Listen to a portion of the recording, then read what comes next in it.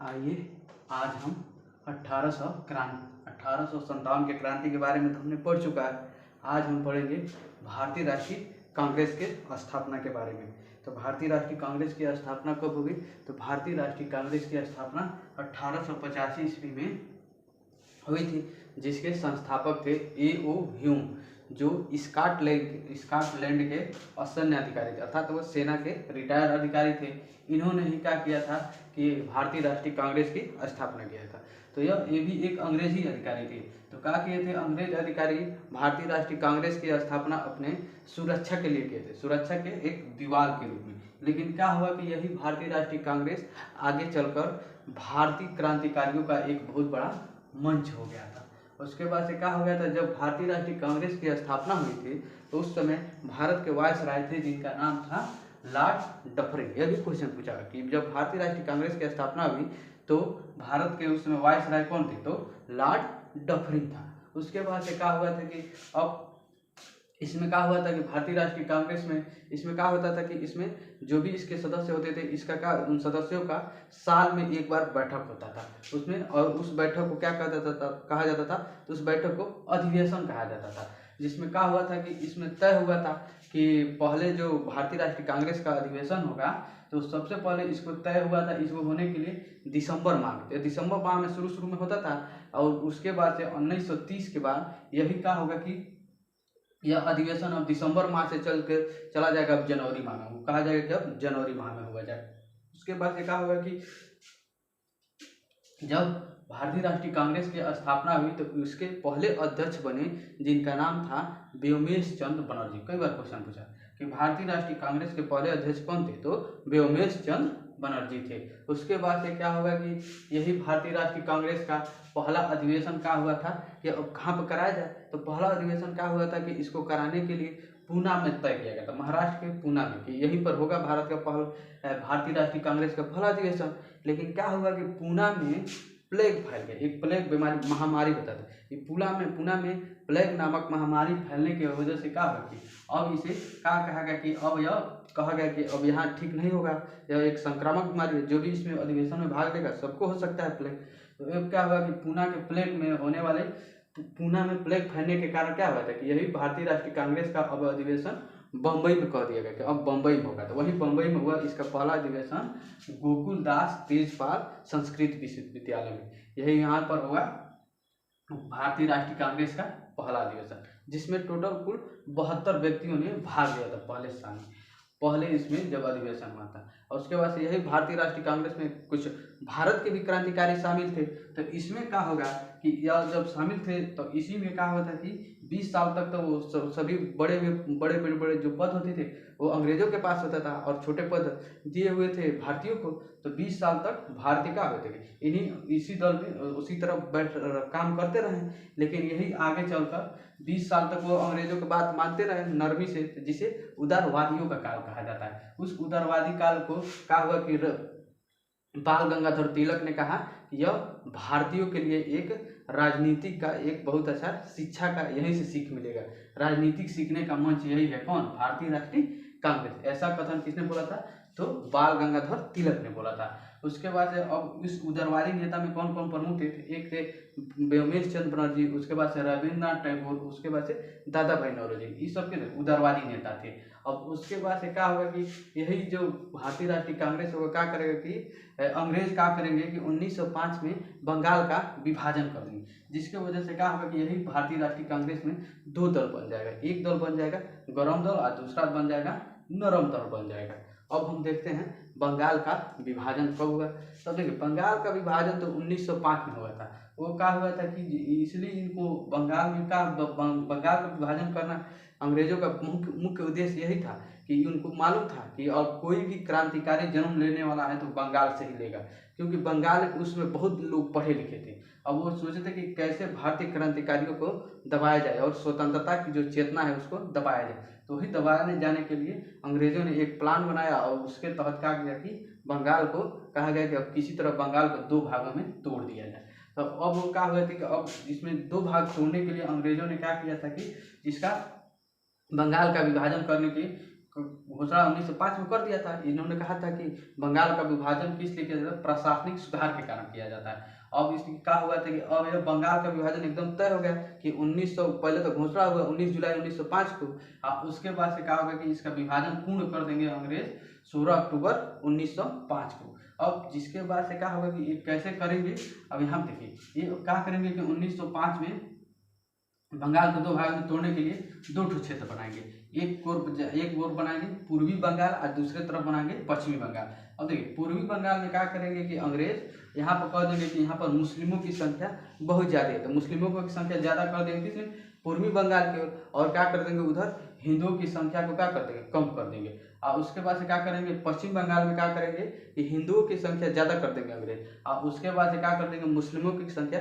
कम कर देंगे। अब यहाँ पर मुस्लिम माइनॉरिटी में आ जाएगा पूर्वी पश्चिमी बंगाल में, और पूर्वी बंगाल में क्या हो जाएगा हिंदू माइनॉरिटी में आ जाएगा।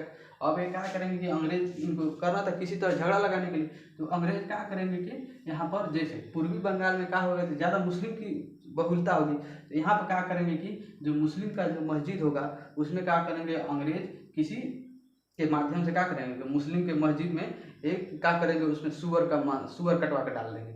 अब जिसके वजह से वहाँ पर उठेगा दंगा फैल जाएगा, जो भी मुसलमान होगा वो उठेगा लगेगा पीटने, या हिंदुओं को कहेगा कि यही ने किया इसी ने किया है। तो अब यहाँ पर तो हिंदू पिटा गए। अब उसके बाद यहाँ पर कर देंगे अंग्रेज कि कहेंगे अंग्रेजों का एक प्लान सक्सेस हो गया कि एक और मैंने हम लोगों ने हिंदुओं को पीट दिया। अब यहाँ अब उसके बाद से क्या होगा कि अंग्रेज अब कहेंगे कि अब पश्चिम बंगाल में कैसे विद्रोह किया जाए, तो पश्चिम बंगाल में क्या करेंगे कि यहाँ पर हिंदुओं की संख्या ज़्यादा है, तो क्या करेंगे कि यहाँ पर हिंदू की संख्या ज़्यादा होने का तो हिंदू का मंदिर भी ज़्यादा होगा, तो मंदिर में क्या करेंगे कि गाय का मीट कटवा के डलवा देंगे अंग्रेज। जब गाय का मीट कटवा के डलवा देंगे हिंदू के मंदिर में, तब यहाँ पर हिंदू उठेगा तो वो पीटेगा किसको, मुस्लिम को। अब यहाँ पर मुस्लिम पीटा जाएगा, इधर का जो हिंदू पीटा जा रहा है। अब यह क्या होगा कि अंग्रेजों की नीति थी कि फूट डालो और राज करो, लेकिन यह नीति ज़्यादा दिन तक नहीं चल पाए। अब क्योंकि यह दोनों लोग पढ़े लिखे थे, अब दोनों में पढ़े लिखे हुए, अब जिसके वजह से यह अंग्रेजों का जो थी तब प्लान था बंगाल विभाजन का वो तो कर दिए थे, लेकिन धीरे धीरे क्या था असफल होने लगा रहा था। तब उसी समय क्या होगा कि लोग बंगाल विभाजन के लिए 1905 में बंगाल के टाउन हाउस से क्या करेंगे अंग्रेजों का विद्रोह करने लगेंगे। विद्रोह के जैसे कि बहिष्कार करने लगेंगे, कहेंगे कि हम अंग्रेजों के समान उपयोग नहीं करेंगे, हम अब स्वदेशी अपनाएंगे, अंग्रेजों के यहाँ हम नौकरी नहीं करेंगे, अंग्रेजों के हम लोग अंग्रेजों के यहाँ खाना नहीं बनाएंगे, अंग्रेजों के यहाँ हम क्या करेंगे जो भी अंग्रेजी वस्तु होगा उनका सबका बहिष्कार करने लगेंगे। कपड़ा वपड़ा अब वो क्या करेंगे कि इसी में कुछ लोग होंगे कि अंग्रेज का जो वस्त्र था उनको लगेंगे जलाने, अंग्रेजों कहेंगे कि हम विदेशी वस्त्र नहीं पहनेंगे। अब वो क्या होगा कि उस समय जब हुआ था भारत में बहुत ज़्यादा गरीबी था, उसमें क्या हुआ था कि लोगों को पहनने के लिए उतना वस्त्र नहीं था। हाँ अंग्रेजों के बना हुआ वस्त्र सस्ता होता था भारत की अपेक्षा, क्योंकि उन्होंने क्या किया था भारत के वस्तुओं को बहुत ज़्यादा टैक्स कर दिया था, अंग्रेजी वस्तुओं को टैक्स घटा दिया था। अब जिसकी वजह से क्या होगा कि यहाँ पर बहुत ज़्यादा कपड़े जला देंगे, जो भी उस समय उग्र व्यक्ति होगा जिसके कपड़े जलाने के लिए जो कपड़ा जलाएंगे जो भी व्यक्ति, तो इसके लिए कहेंगे कि रविन्द्रनाथ टैगोर कि यह कपड़ों का एक निष्ठुर बर्बादी है, इससे हम लोगों को आज़ादी नहीं मिलने वाला अंग्रेज से। उसके बाद से क्या होगा कि यही होगा। अब इसी में से इसी उदारवादी नेता में से प्रमुख नेता थे एक WC बनर्जी या एक रविन्द्रनाथ टैगोर। अब उसके बाद से यही बंगाल विभाजन के विरुद्ध में क्या होगा कि बंग भंग आंदोलन को शुरू किया जाएगा, बंग भंग आंदोलन की तरफ बंगाल का शुरू किया जाएगा और बंगाल के विभाजन को रद्द किया जाएगा। इसके लिए बंगाल के विभाजन को रद्द करने के लिए 1911 में जब भारत का वायसराय था लॉर्ड कौन था हार्डिंग, वो कहा गया इसी के ही शासनकाल में इंग्लैंड के राजा थे जिनका नाम था जॉर्ज पंचम। वो जॉर्ज पंचम क्या करेंगे भारत का दौरा करेंगे। अब इनके स्वागत में क्या होगा कि दिल्ली दरबार का आयोजन होगा। इतना भव्य दिल्ली दरबार का, एक तो भारत के पास पैसा नहीं था, खाने के लिए नहीं था, वहाँ पर एक राजा के स्वागत के लिए इतना ज़्यादा खर्चा। अब इसके बाद इसी दिल्ली दरबार में जब वो जॉर्ज पंचम आएंगे तो 3 ठो घोषणा करेंगे। पहला घोषणा ये करेंगे कि अब बंगाल विभाजन को क्या कर दिया जाए, रद्द कर दिया जाए। और उसके बाद से कहा इन्होंने कहा कि अब बंगाल को बिहार से अलग कर दिया जाए। अब उसके बाद से इन्होंने एक तीसरा घोषणा किया कि अब भारत की राजधानी कोलकाता से कहाँ चल जाएगी, दिल्ली चली जाएगी। यही 3 ठो घोषणा किए थे दिल्ली दरबार में 1911 में। जब बंगाल विभाजन का हुआ था कि बंगाल विभाजन का करने का घोषणा वही लॉर्ड कर्जन किया था, इसे क्या कहा जाता है गोपाल कृष्ण गोखले ने लॉर्ड कर्जन की तुलना ये औरंगजेब से किया था। ये इतना तो बंगाल विभाजन था। अब देखते हैं भारत में आंदोलन, क्रांतिकारी आंदोलन। तो भारत में क्रांतिकारी आंदोलन दो चरण में, हर जगह से लोग अंग्रेजों का विरोध कर रहे थे। अब चाह रहे थे कि किसी न किसी तरह अंग्रेज को भारत से भगाया जाए। अब वो कहा हुआ था यही क्रांतिकारी आगे बढ़ते चले। अब उसी में एक व्यक्ति उठे, बाल गंगाधर तिलक। वो कहेंगे कि अब भारतीयों को किसी न किसी तरह इनको शिक्षित किया जाए, अब अपने अधिकार की मांग करें अंग्रेजों से। तो अंग्रेज क्या करेंगे, अब बाल गंगाधर तिलक क्या करेंगे कि 1885 ईस्वी में यह क्या करेंगे, शिवाजी महोत्सव शुरू करेंगे। और उसके बाद से क्या करेंगे, 1893 में गणपति महोत्सव शुरू करेंगे। इसके तहत क्या करेंगे कि वहाँ पर धार्मिक रूप से लोगों को प्रेरणा दिलाएंगे और वहाँ क्या करेंगे, शस्त्र का सबका प्रशिक्षण भी करेंगे। अब यहीं से वो धीरे धीरे बीज बो रहे थे, किसके, अंग्रेजों को मारने के लिए। और यहीं से धीरे धीरे क्रांतियों को जन्म देंगे। और यहीं पर उन्होंने इसी गणपति महोत्सव और शिवाजी महोत्सव में वो एक नारा देंगे कि स्वराज मेरा जन्मसिद्ध अधिकार है, हम इसे लेकर ही रहेंगे। अब बार बार कह रहे थे स्वराज मेरा जन्मसिद्ध अधिकार है, हम इसे लेकर रहेंगे। अब सभी क्रांतिकारी यही नारा बोलने लगे थे। अब तो अंग्रेजों को बहुत बुरा लगा। तब उसी जब इन्होंने यहाँ पर इन्होंने इतना काम किया था। और उसके बाद से क्या हुआ था कि एक व्यायाम मंडल, यह भी एक संस्था था, यह भी क्रांतिकारियों का, इसकी स्थापना किया था चापेकर बंधुओं ने। कब किया था, तो 1897 ईस्वी में किया था। इसमें क्या होगा कि इसमें चापेकर बंधुओं में पूना में क्या हुआ था कि पूना का एक अधिकारी था जिसका नाम था आयर्स्ट। वो क्या कर दिया कि यही क्या किया था, पूना में वो क्या करेगा, टैक्स अकाल पड़ा था, उसी समय टैक्स बढ़ा देंगे, जिसके वजह से वही व्यायाम मंडल के सदस्य उठेंगे और इसकी हत्या कर देंगे। अब उसके बाद से एक इन्होंने तो चापेकर बंधुओं ने यह शुरू किया था व्यायाम मंडली। और उसके बाद से क्या हुआ था, मित्र मेला की शुरुआत किए थे, जिसकी स्थापना 1901 ईस्वी में विनायक दामोदर सावरकर ने किया था। यही मित्र मेला की स्थापना। अब यही मित्र मेला आगे चलकर बन जाएगा अभिनव भारत।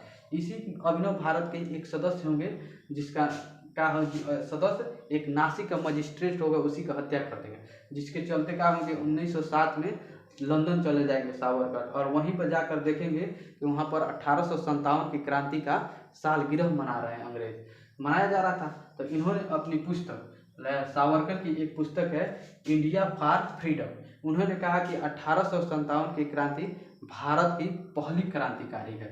तो इन्होंने इतना बात कहा था। उसके बाद से एक और व्यक्ति थे जिनका नाम था प्रेमनाथ ढींगरा। वो प्रेमनाथ ढींगरा ने क्या किया था कि अनुशीलन समिति की स्थापना किया था, इस प्रेमनाथ ढींगरा ने। और यह सबसे ज़्यादा सक्रिय कहाँ था, तो बिहार में था और बंगाल में था। इसी के ही एक सदस्य में थे खुदीराम बोस, प्रफुल्ल चाकी। इन दोनों ने क्या किया था कि 1908 में एक मुजफ्फरपुर का जज था जिसका नाम था किंग्सफोर्ड। उसकी सोच रहे थे कि किसी न किसी तरह इस जज को गलत फैसला दे दिया था, इसको किसी न किसी तरह मारा जाए। तो अब ये क्या करेंगे, दोनों लोग मिलेंगे, बम बनाएंगे और बम बनाकर किंग्सफोर्ड की गाड़ी पर हमला कर देंगे। गलती से क्या होगा, किंग्सफोर्ड की गाड़ी आगे चल जाएगी और उसकी पत्नी पीछे वाली गाड़ी पर रह जाएगी। वो बम गिराना चाह रहे थे कि यह इसके ऊपर, किंग्सफोर्ड के ऊपर, और वो बम जाके गिर गया किंग्सफोर्ड की पत्नी के ऊपर। और वहीं पर उसकी पत्नी मर के साफ हो गई। अब जब वो पत्नी मर गई तो ये एकदम बिखिया गया किंग्सफोर्ड। और वो कहा कि इन दोनों को खोजा जाए। अब इन दोनों को खोज कर यहाँ पर तो प्रफुल्ल चाकी ने डर के मारे तो आत्महत्या कर लिया, लेकिन यही खुदीराम बोस क्या करेंगे कि इसको पकड़कर यह लमसम बहुत कम उम्र में इसको फांसी की सजा दे देगा अंग्रेज। अब अगले वाले वीडियो में हम क्रांतिकारी आंदोलन के दूसरे चरण के बारे में पढ़ेंगे।